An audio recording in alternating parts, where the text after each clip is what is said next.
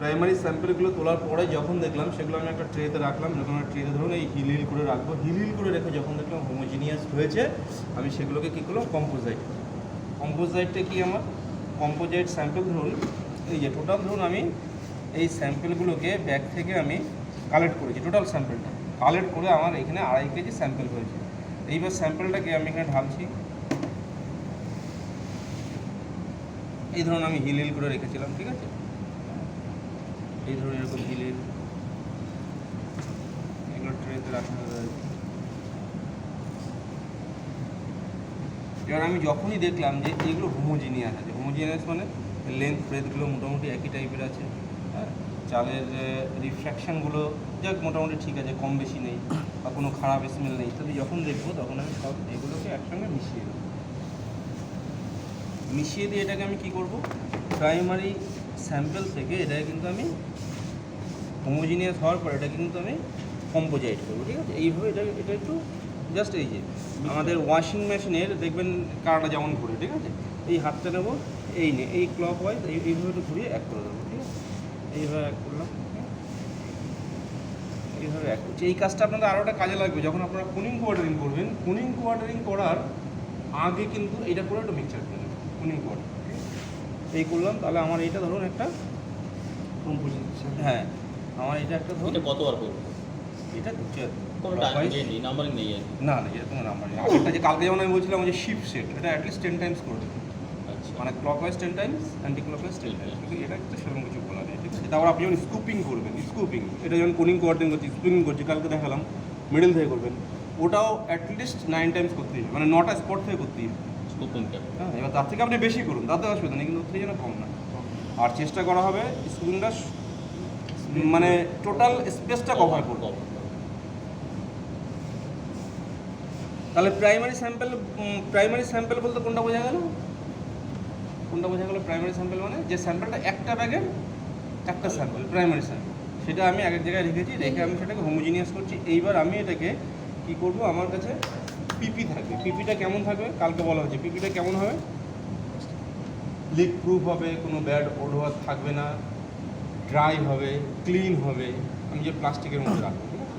এই প্লাস্টিক নিলাম, এবার এখান থেকে আমি একটা আইডিয়া করে এখানে করলাম, যদি আমার কাছে কোনো ব্যালেন্স থাকে ব্যালেন্স দেখে নিলাম, অ্যাটলিস্ট 500, কিন্তু আমি 150, 200, 250 কিন্তু পাঠাবো না, কারণ এটা কিন্তু মানে একাধিক জায়গায় লাগবে, ময়েশ্চারের সময় লাগবে, আমার ফরেন ম্যাটার বের করার সময় লাগবে, রিফ্র্যাকশন বের করার সময় লাগবে, অ্যাটলিস্ট 500, তাহলে আমি এখান থেকে নিয়ে 500 এখানে দেওয়া হবে। আর আমি যে পিপিগুলো ইউজ করব, এই পিপিতে ভরার পর এইটাকে আমি একটা মুখটা আটকে দিলাম, হ্যাঁ, দড়ি দিয়ে আমি একটা বেঁধে দিলাম, দড়ি দিয়ে বাঁধার পর আমি যে স্যাম্পেল স্লিপ করেছি, প্রতিটা প্যাকেটের জন্য 2টো করে স্যাম্পেল স্লিপ যেটা করেছি তার মধ্যে সব তথ্য থাকবে। কী তথ্য থাকবে বলেছিলাম, একদম সবার প্রথমে আপনার থাকবে কোন স্ট্যাক থেকে তুলেছে, নেম অফ গোডাউন পয়েন্ট থাকবে, হ্যাঁ ঠিক, স্ট্যাক থাকবে, কোয়ান্টিটি থাকবে, ডেট অফ রিসিপ্ট থাকবে, হ্যাঁ, তারপর জয়েন্ট স্যাম্পলিং করলাম, দুজনের সই থাকবে, কপ প্যাকেট তুলছি, কোয়াড্রিপল না 3টে ইত্যাদি, সেগুলো একটা ছোট্ট নোট থাকবে। এইভাবে আমরা ডেট অফ মানে এই স্টকটা কবে রিসিভ হয়েছে সেই ডেটটা থাকবে, হ্যাঁ, টোটাল এই একটা স্যাম্পেল স্লিপের সব তথ্যগুলো আমি রেডি করে সই সিল করে নিয়ে আমি একটা স্যাম্পেলকে এখানে দেবো। এর উপরে কিন্তু আমি আর একটা প্লাস্টিক দেবো, আর একটা পিপি দেবো আমি এর উপরে, না চালের ভিতরে কিন্তু এটা অনেকে দিয়ে ফেলে, এটা কিন্তু আমরা কখনোই চালের ভিতরে দেবো না, চালের সঙ্গে কোনো টাচ থাকবে না। হ্যাঁ, এইবার আমি পিপিটা এখানে দিয়ে আমার স্যাম্পেল স্লিপটা এখানে দিচ্ছি, এইখানে যে এই আরেকটা প্লাস্টিক, তাহলে স্যাম্পেল স্লিপটা কোথায় যায়, ভিতরে, বোঝা গেছে কি। আমরা কিন্তু চালের ভিতরে কিচ্ছু দেবো না, চালটা প্লাস্টিকে নিয়েছি, নিয়ে আমি একটা বাঁধন দিয়ে দিলাম, হ্যাঁ একটা বাঁধন দিয়ে দিলাম, একটা বাঁধন দিয়ে এটাকে আমি আর একটা পিপিতে দিয়ে দিই, ঠিক আছে। এইবার এইটাকে আমি, তাহলে আমার একটা স্যাম্পল স্লিপ কিন্তু ভিতরে ইউজ হয়ে গেল, তাহলে আর একটা স্যাম্পল স্লিপ সেটাকে কিন্তু আমি এখানে দেবো। এখানে কীভাবে দেয় আমি বিভিন্ন সময় দেখেছি, আমাদের কিন্তু সারা রাজ্য থেকে স্যাম্পল আসছে, কেউ দেখেছি এক সাইডে ছিদ্র করে দিচ্ছে, এবার তাতে কি অনেক সময় ওটা ছিঁড়ে যায়, রাস্তা আস্তে আস্তে পড়ে যায়, হ্যাঁ সেরকম না, আমি কীভাবে দেবো, আমি ওই স্যাম্পল স্লিপটাকে ভাঁজ করবো, ফোল্ড করে এইখানে মানে দড়িটা গিট দেওয়ার আগে ওইটা সহ পেঁচিয়ে কিন্তু আমি গিট করবো, আর গালার সিলটা দেবো ঠিক গিটের উপর, হ্যাঁ গালা সিলটা করবো গিটে দেবো। গালা সিল আপনাদের নিজস্ব মেটাল সিল আছে কিনা আমি জানি না, আছে কি মেটাল সিল নিয়ে আসো? গোডাউনে থাকে না? মেটাল সিল থাকে বোধহয় একটা নাকি? হ্যাঁ, সাপ্লাই মেটাল সিলের বোধহয় দরকার নেই। সাপ্লাই যদি কখনো আমরা যদি ডিলার পয়েন্টে গিয়ে করি, হ্যাঁ ডিলার পয়েন্টে আপনারা যদি করেন, আপনারা সেক্ষেত্রে যে মেটাল সিলটা যদি ইউজ করতে চান তাহলে আপনি আপনার সাবস্ক্রিপশন কন্ট্রোলার সাথে জানান যে আমার এখানে মেটাল সিলের একটা প্রয়োজন অনুভব করছি আমি মেটাল সিল। যদি না সাপ্লাই থাকে, হ্যাঁ যদি না সাপ্লাই থাকে সেক্ষেত্রে কী করবো? তাহলে মনে করতে হবে না আপনার এমনি metal গালা seal লাগিয়ে দেবো। নেই, কিছু নেই, আপনার এমনি গালা লাগিয়ে দেবো। না না মেটাল সিল আছে প্রত্যেকটা না, না, seal। থাকে নাকি না না কোনো একটা কোড থাকে সিক্রেট।